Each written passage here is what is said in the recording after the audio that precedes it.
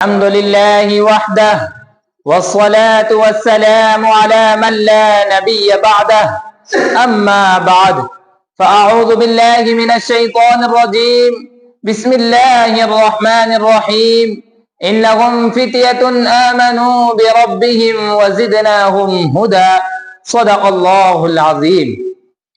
کبھی اے نوجوان مسلم تدبر بھی کیا تو نے، کبھی اے نوجوان مسلم تدبر بھی کیا تو نے، وہ کیا گردوں تھا تو جس کا ہے ایک ٹوٹا ہوا تارا۔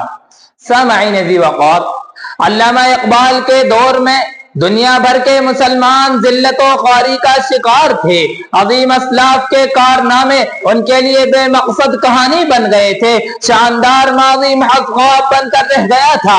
وہ فراموش کر چکے تھے کہ ان کا تعلق اس قوم سے ہے جو نظریہ اسلام سے جنم لیتی ہے۔ وہ مدہوشیوں میں کھو کر یہ سوچنے کو تیار ہی نہیں تھے کہ ان کے آباء و اجداد نے قیصر کی خدائی اور کسریٰ کے فرعونیت کے طلسم کو پارا پارا کر دیا تھا۔ فرنگی آقاؤں نے ان کے ذہنوں سے احساس ضیاء چھین لیا تھا۔ وہ حال کی رنگینیوں میں گم تھے۔ ماضی کے جاغ و جلال کو وہ قصہ پارینہ سمجھ بیٹھے تھے اور مستقبل کی تابناکیوں کے بارے میں وہ سوچنے کو تیاری نہیں تھے۔ ایسے دور المناک میں شاعر مشرق کا حساس ذہن چیخ اٹھا، بجھی عشق کی آگ اندھیر ہے، بجھی عشق کی آگ اندھیر ہے، مسلمان نہیں راکھ کا ڈھیر ہے۔ جناب والا، اقبال کی آواز بانگے درا تھی جو درماندہ غافلوں کو بیدار کر گئی۔ وہ ملت اسلام کے خودی خواہ تھے جن کی فکر انگیز شاعری نے بلاغ قیامت کی نیند سونے والوں کو بیدار کر دیا۔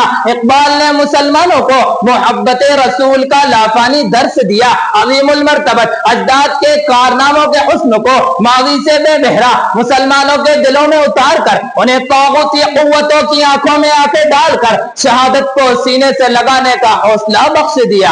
چشم فلک حیرت میں گم ہو گئی کہ اپنے وجود سے بے بہرا مسلمان ایشیا سے افریقہ تک کی باطل قوتوں سے نبرد آزما ہونے کے لیے تیار ہو گیا ہے۔ آج پھر عالم اسلام ایک نئی قیامت سے دوچار ہے۔ مسلمان ایک مرتبہ پھر اپنے ماضی سے رشتہ توڑ بیٹھے ہیں۔ ہم نے اتحاد عالم اسلام کے تصور کو چھوڑ دیا ہے اور مصلحت کوشی کو پسند کر لیا ہے۔ حضور نبی کریم صلی اللہ علیہ وسلم نے جن بتوں کو پاش پاش کر دیا تھا، آج ہم نے انہیں پھر سے زندہ کر لیا ہے۔ حرص و حوث، جغرافیائی، علاقائی تعصب لسانی اور رنگ و نسل کے بتوں سے ہم نے دلوں کے صنم کدے آباد کر لیے ہیں۔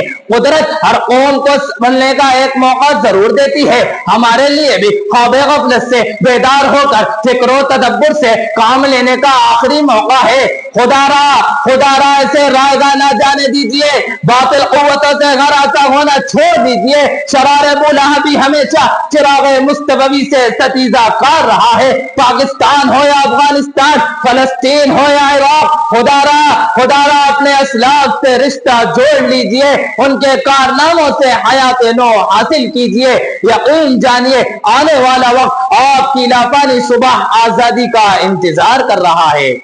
سامعین ذی وقار، اقبال جب جوانان اسلام سے خطاب کرتے ہیں تو ان کا خطاب محض ایک پہلو یا چند امور پر مبنی نہیں ہوتا، بلکہ وہ تو مرد مومن کو عالم اسلام کی قیادت کرنے کا پیغام دیتے ہیں، اسے صداقت، عدالت اور شجاعت کا بھولا ہوا پیغام یاد دلاتے ہیں تاکہ یہ پھر سے اقوام عالم کی امامت و سیادت کا فریضہ انجام دے سکے۔ اقبال جوانان ملت کو عفت و عصمت کی تصویر دکھانا چاہتے ہیں۔ ان کی خواہش ہے کہ ان کی جوانی بیدار ہو، ان کی شاگنی پرواز زمان و مکان سے آگے جا سکے، ان میں خودی اور خودداری کی صفات پیدا ہو تاکہ یہ خدا شناسی کی منزل پر فائز ہو سکے، اور پھر ان کے لیے وہ وقت آ جائے کہ بڑھے جا یہ کوہ گرا توڑ کر، بڑھے جا یہ کوہ گرا توڑ کر، طلسم زمان و مکان توڑ کر، ہر ایک منتظر تیری الغار کا، ہر ایک منتظر تیری الغار کا،